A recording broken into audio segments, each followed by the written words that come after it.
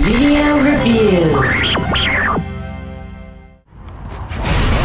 They had thought us crippled by their weapons of mass destruction. But to survive is to endure and prosper. And we have most certainly survived.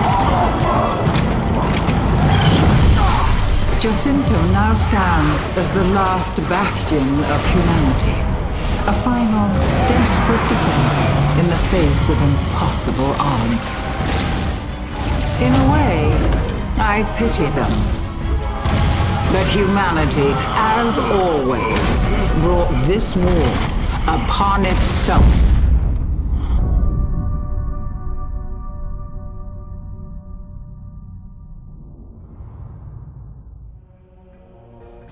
Epic's first Gears of War was a breakout success, and its stop-and-pop gameplay style and incredible graphics secured it immediate status as a AAA franchise. A sequel was inevitable, and while Gears of War 2 doesn't really change the winning formula all that much, the sheer scale of the game is a lot bigger than before. The story mode is a rampaging journey underground and back again, as you take the fight to the Locust in a desperate last stand to save humanity. While the campaign mode is solid, the star of the show is the buffed up multiplayer mode, which is even more refined, expanded, and just plain addictive than before. Ultimately, Gears of War 2 won't convert anyone that didn't like the original, but it's a rambunctiously confident follow-up that no action fan should miss out on.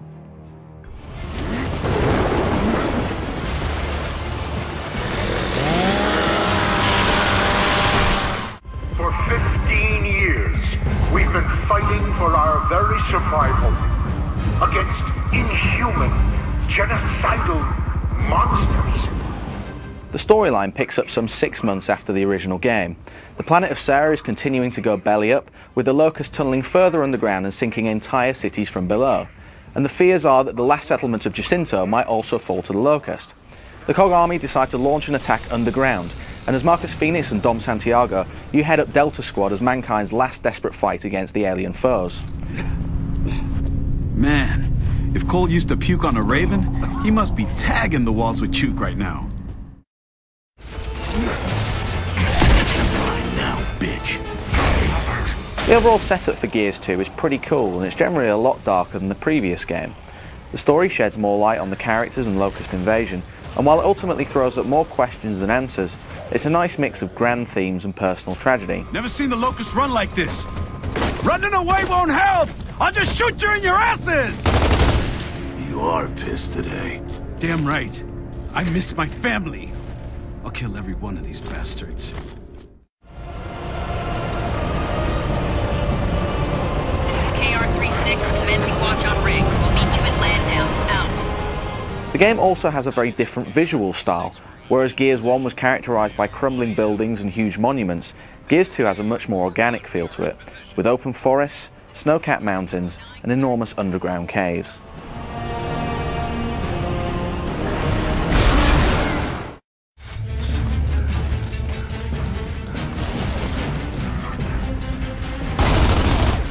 The majority of Gears of War 2 is still about taking cover, popping out to fire, and finishing enemies off with gruesome melee attacks. In this area, Gears 2 refines the core gameplay with a tighter cover system and a suite of new moves. If two players ready their chainsaw attacks at once, they now enter into a duel and fight it out by tapping B repeatedly to win the battle. Then there are the new finishing moves. X still does the classic curb stomp, but B and Y allow you to rifle butt or punch your enemy to death instead. The final option is the A button, which grabs the wounded victim and uses them as a meat shield, and you can either let their body get cut to pieces with gunfire or just snap their neck immediately using X. There are loads of subtle changes to the grenades too, with a new poisonous gas variety and a modified smoke bomb that knocks people off their feet. Throwing smoke.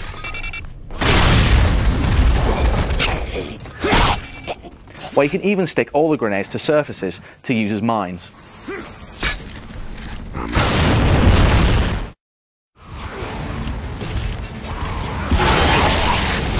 Gears of War 2 also offers a new arsenal of firearms to play around with. The flamethrower is particularly effective in short bursts, while the boom shield provides portable cover, allowing you to fire and move or simply stick it in the ground to bed down. There are also new heavy weapons that inhibit movement, but offset this weakness by being incredibly powerful. The Multra is a high-caliber machine gun that can cut through even the biggest enemies in a single burst, and while the mortar is a bit more difficult to use, its shower of explosives can take out several enemies at a time. That's gonna hurt.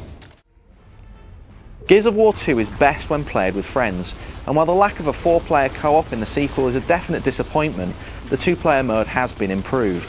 Players can now drop in and drop out of the story as they please, and each player can set their own independent difficulty level. The competitive multiplayer, meanwhile, has seen much bigger improvements, with the player count up from 8 to 10, plus 10 new maps and 3 new game modes. Submission is a brand new take on the well-worn Capture the Flag mode, except here the flag is a gun-toting civilian that needs to be carried as a meat shield. Guardian is a team-based game with a designated leader. Keep them alive and everyone else can respawn, but if they die, that privilege is over. Wingman, meanwhile, splits players into teams of 2, with the emphasis being on sticking together to revive each other as needed. There's nothing particularly revolutionary about these game modes, but they fit perfectly into Gears multiplayer and add even more variety and longevity to online play.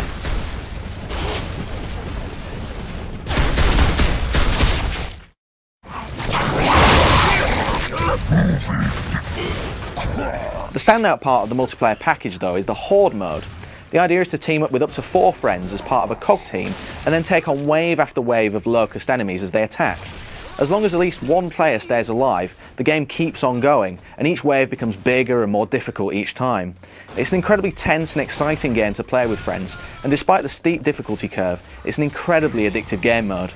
The new maps also offer a great mix of locations and layouts, some of which have new environmental effects. Hail features razor-sharp rain that hurts anyone who's left out in the open, while Avalanche features a snowstorm that fundamentally changes the entire layout of the map.